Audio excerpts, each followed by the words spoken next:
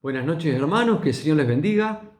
Vamos a estar comenzando este jueves, una vez más, con el estudio bíblico. Vamos a estar comenzando a meditar, a reflexionar sobre el capítulo 7 de Romanos.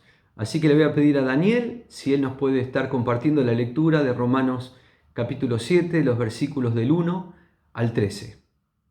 Buenas noches, hermanos. Vamos a compartir la palabra para el día de hoy, que está en Romanos capítulo 7, versículo 1 al 13, y dice así: ¿Acaso ignoráis, hermanos, pues hablo con los que conocen la ley, que la ley se enseñorea del hombre entre tanto que éste vive?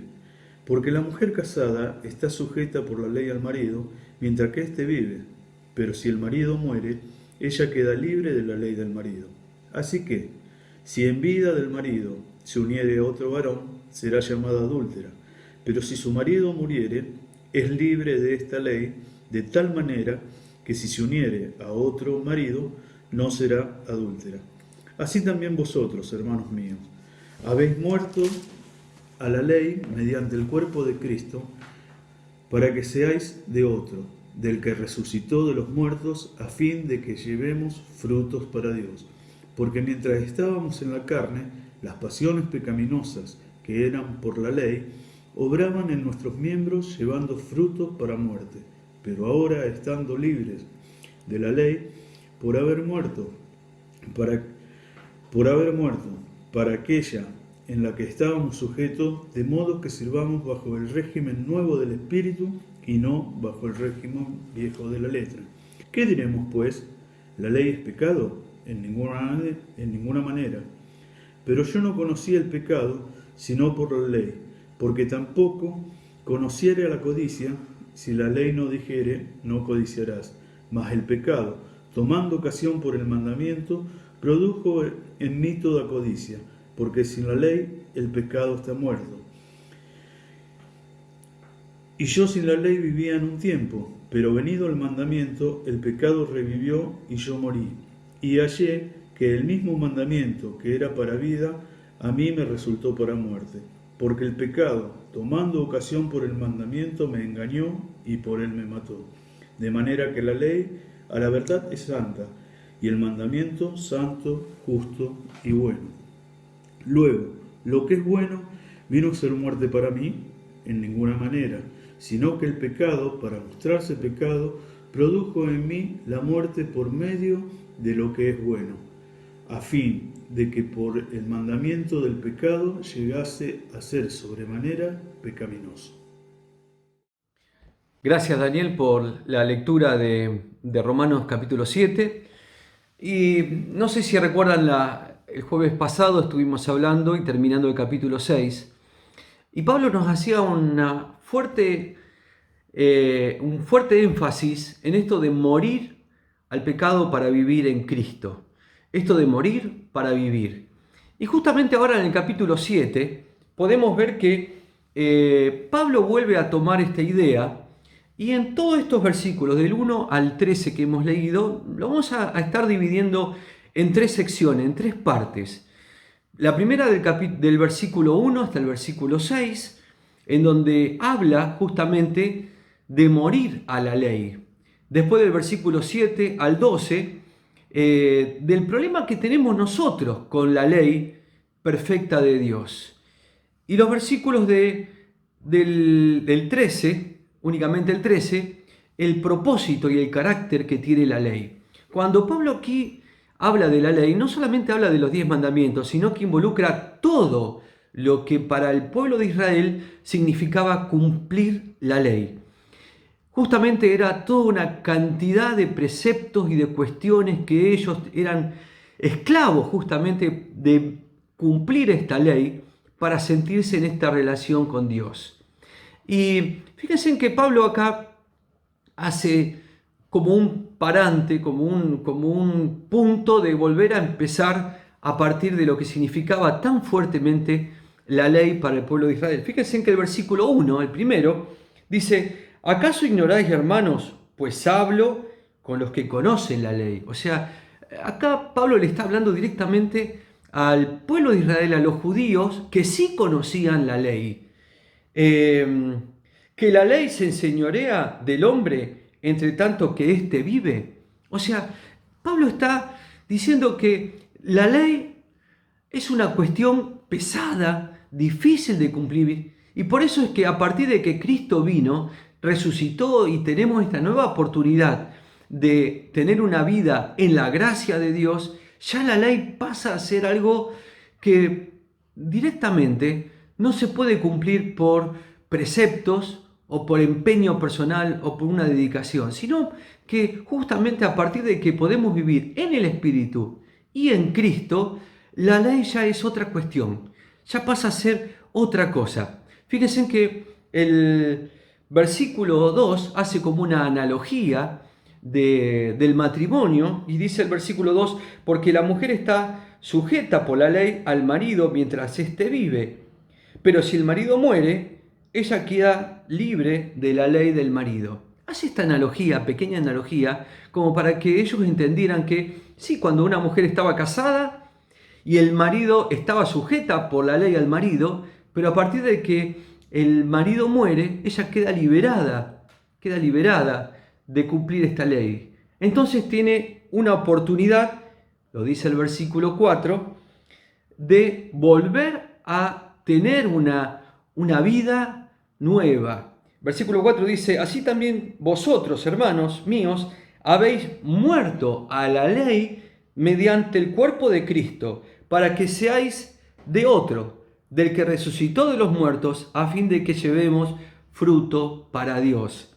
Y acá Pablo está diciendo claramente, en esta pequeña analogía, hay que morir a la ley para nacer a esta vida, ahora sí guiada por el Espíritu Santo, para que podamos llevar fruto. Pero es necesario morir. El jueves pasado hablamos mucho de esta lucha que tenemos contra el pecado. Y justamente Pablo ahora pone en escena, en juego, lo que significaba cumplir la ley. Y cómo la ley justamente revela el pecado. El problema que tenemos a veces con la ley, dice el versículo 5, porque mientras estábamos en la carne, o sea, nuestra vida anterior a conocer a Jesucristo y aceptarle, las pasiones pecaminosas que eran por la ley obraban en nuestros miembros, llevando fruto para muerte, dice Pablo. Y versículo 6, pero ahora estamos libres de la ley, de modo que sirvamos bajo el régimen nuevo del Espíritu Santo y no bajo el régimen viejo de la letra. Y de esto se trata. Pablo está haciendo como una gran diferencia entre lo que era cumplir la ley y lo que es ahora vivir en esta gracia, nacido por el régimen del Espíritu Santo, ahora para traernos vida.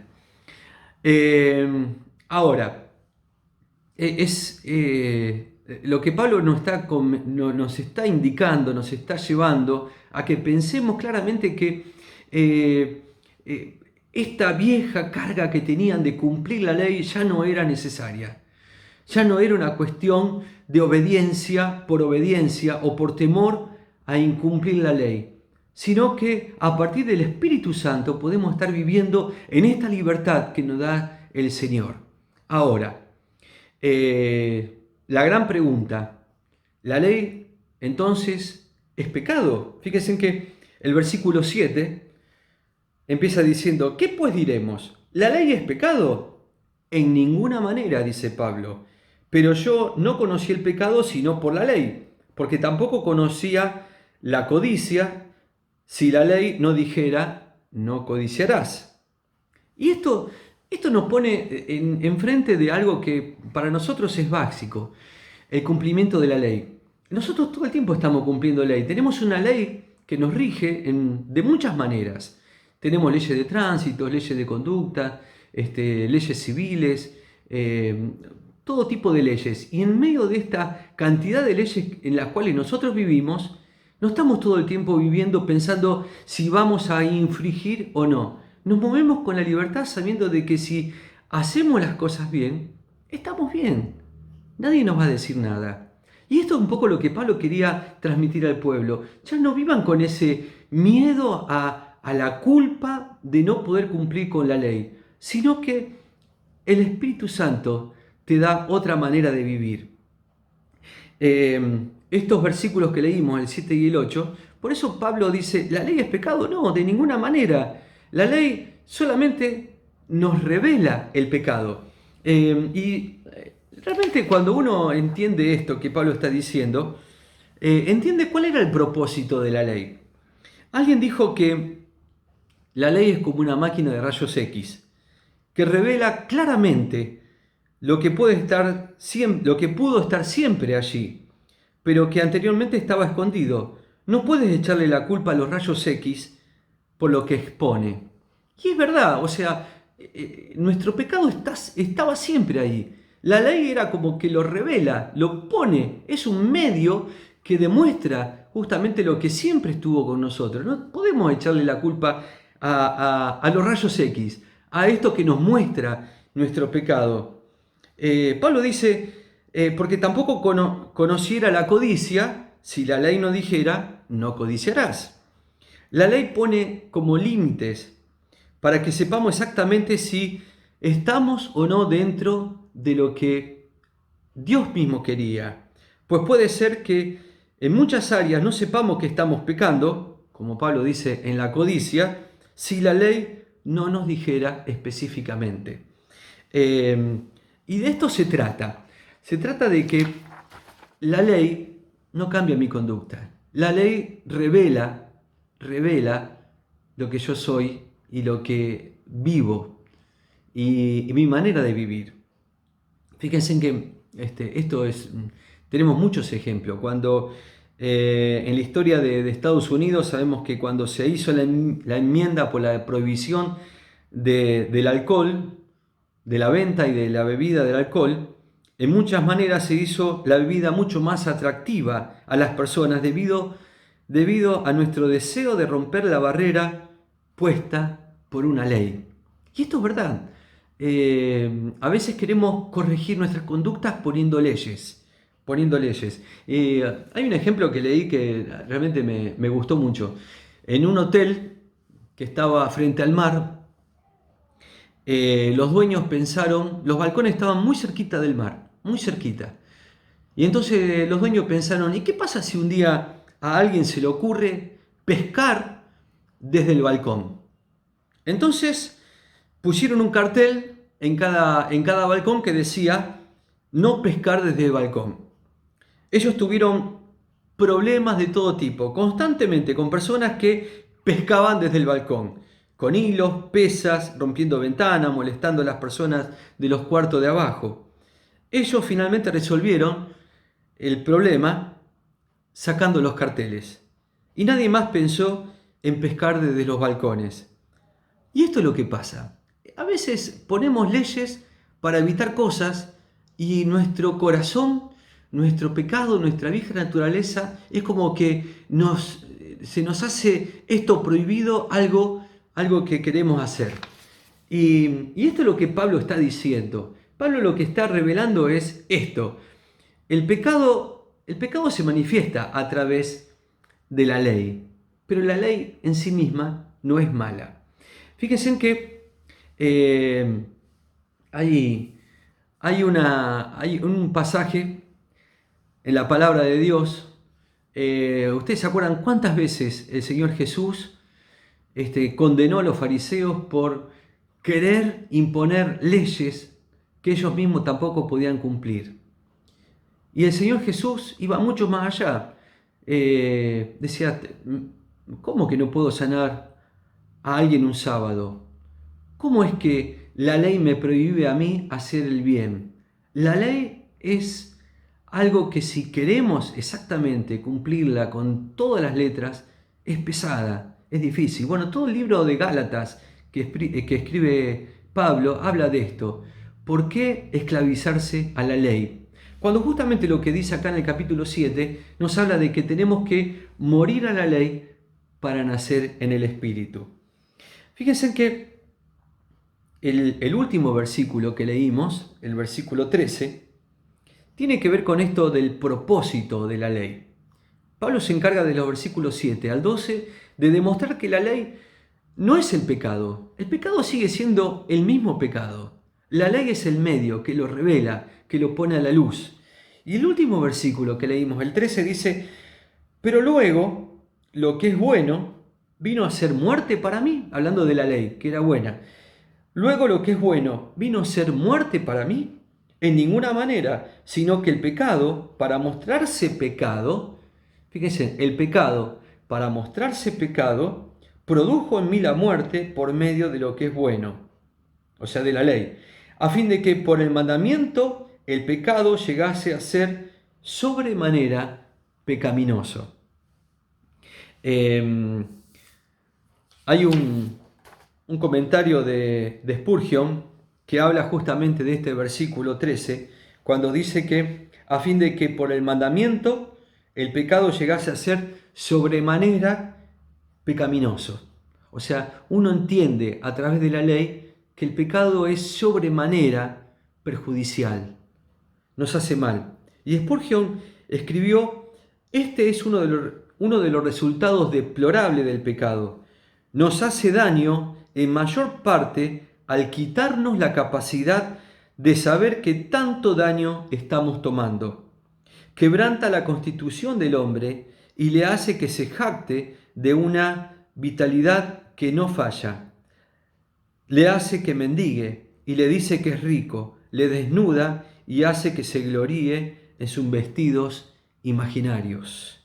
Justamente cuando Pablo aquí dice que sobremanera el pecado se manifiesta mucho más pecaminoso. Hay un pasaje que nosotros habitualmente en las liturgias que tenemos los domingos predicamos y leemos una vez al año seguramente, que es un pasaje clave en lo que significa el ministerio cristiano. Cuando Jesús, en Mateo 22, 35 al 40, este relato de Jesús con un intérprete de la ley que lo quiere tentar. Y dice, y uno de ellos, intérprete de la ley, preguntó para tentarle diciendo, Maestro, ¿cuál es el gran mandamiento en la ley? Ellos estaban tan aferrados a la ley. La ley era fundamental para ellos. Pero acá se lo pregunta para tentarlo, para tenderle una trampa al Señor. Y Jesús le dijo, amarás al Señor tu Dios con todo tu corazón y con toda tu alma y con toda tu mente. Este es el primero y grande mandamiento. Y el segundo es semejante, amarás a tu prójimo como a ti mismo. De estos dos mandamientos depende toda la ley de los profetas. Y esto es lo que significa ser hijos de Dios. Amar a Dios sobre todas las cosas. Amar de corazón a Dios con toda tu alma, con toda tu mente. Esto significa con todo lo que sos, cuerpo, mente y alma, amar a Dios. Y Jesús dice, este es el primer y gran mandamiento. Y el segundo es semejante, amarás a tu prójimo. Esto de amar a Dios y de amar al prójimo resume toda esa cantidad de decretos y de leyes que el pueblo de Israel quería cumplir. ¿Por qué? Porque a través ahora de su Espíritu Santo podemos entender que la obra perfecta de Dios no se trata de cumplir mandamientos, sino de ser obediente a la voz de Dios, tener esta relación íntima, personal, que el Señor transforma en nuestro corazón a través del Espíritu Santo para que nosotros podamos vivir en plenitud de vida, ya no atado a reglas que hay que cumplir pesadamente, sino a vivir en la libertad que el Espíritu Santo nos trae, en esta libertad de saber de que podemos ser transformados por el Señor, ya no esclavos al pecado, morimos al pecado, como dijimos el jueves pasado, morimos a la ley para nacer a esta nueva vida en Cristo Jesús. El versículo 4 de Romanos 7 dice una gran verdad, y es algo con lo que yo quiero terminar en nuestro pensamiento de hoy. Dice, porque ya dejando y muriendo a la ley, vivimos y nos renovamos en el Espíritu. Y dice, para que llevemos frutos para Dios. Dios te llama a vivir una vida en Cristo, con Cristo, por medio del Espíritu Santo. Quiera Dios que estas revelaciones que tenemos, no nos podemos corregir con leyes, no nos podemos corregir con cosas que nos imponga. La transformación viene de adentro hacia afuera, a través de la obra del Espíritu Santo. Ya no normas que nos regulen, que nos digan exactamente qué es lo que está bien y qué está mal. Es la obra transformadora de Dios la que te revela cuál es el camino justo, bueno y verdadero que el Señor quiere hacer. Por eso es que somos llamados a vivir en esta plenitud del Espíritu Santo, a vivir en Cristo, a vivir a través de esta obra poderosa que Dios quiere hacer en la vida de cada uno de nosotros. Damos gracias a Dios por esta palabra. Romanos 7 es un capítulo difícil, pero que tiene que ver con esta liberación y esta libertad que a través de Jesucristo podemos tener en dejar que el Espíritu Santo nos transforme, nos lleve, ya ahora sí, renunciando a nuestro pecado, muriendo al pecado y muriendo a las leyes, ahora podemos vivir en el Espíritu Santo. Que el Señor te bendiga, te llene de su gracia y que tengas una semana plena en el Espíritu Santo. Que lleve frutos a Dios a través de lo que el Señor haga en tu corazón, como dice este versículo 4 de Romanos 7. Este es el propósito de la vida nueva, que podamos vivir llenos de frutos de que el Espíritu Santo está realizando en tu corazón. Te invito a que terminemos este momento con una palabra de oración. Oremos. Y amado Dios, Señor, queremos darte gracias una vez más por tu palabra. Te damos gracias, Padre, porque tu palabra nos aclara y nos insta, Señor, nos exhorta a que muramos, Señor, al pecado y a la ley, para que podamos vivir en Cristo, para que podamos renacer en la obra poderosa de tu Espíritu Santo. Bendícenos, Señor. Oh Padre Santo, que tu palabra nos conduzca, Señor, a estos caminos nuevos que tú tienes para nosotros. Que tu Espíritu Santo nos siga transformando en la manera de pensar, en la manera de, Señor, de plantear nuestra vida. Ahora sí, de acuerdo a tus pensamientos y a tus caminos y a tus propósitos. Pedimos, oh Dios, que tu Espíritu Santo nos guíe. Pedimos perdón por nuestros pecados. Pedimos perdón, Padre, porque reconocemos que necesitamos ser transformados por ti todos los días, día a día, Señor. Gracias, Padre, porque tú vienes a nuestras vidas a rescatarnos, Señor, de todo lo viejo para transformarnos a esta plenitud que hay en Cristo Jesús. Y te lo pedimos juntos, en el nombre de Cristo Jesús. Amén. Amén. Que el Señor te bendiga. Y una cosita más antes de despedirnos. Recuerden que el domingo vamos a estar compartiendo juntos, cada uno en su casa, la Santa Cena. Así que le pedimos que tengan el domingo preparado el pan, el vino, el jugo, lo que ustedes quieran compartir en su familia para recibir esta bendición de Dios de renovarnos en Cristo a través de la Santa Cena. Que el Señor les bendiga.